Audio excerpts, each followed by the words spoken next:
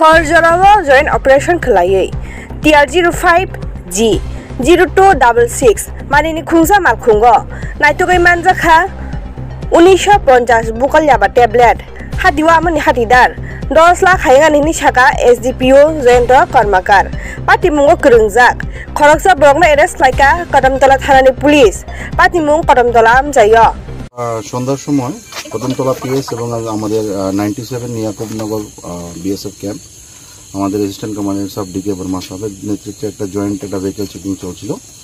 এই সময় আমরা একটা গাড়ি আপনাদের সামনে আছে, গাড়িটা আমরা পাই সাসপেক্টেডলি। ওই গাড়িটা পাওয়ার পর কদমতলা থানা থেকে ডিসিএম সাহেব এবং আমাদের ফরেন্সিক টিম এক্সপার্টকে খবর দিয়েছি।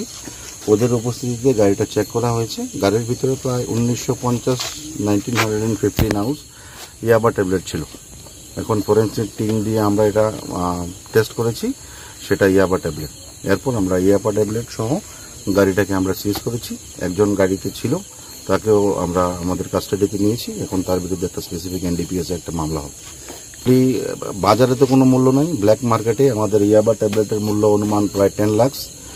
আর আমরা গাড়িটাকে সিজ করেছি, সেটার মূল্য অ্যারাউন্ড 10 লাখ। তাহলে টোটাল প্রায় 20 লাখের মতো আছে সিজের অ্যামাউন্ট। তার নাম জাকির হোসেন।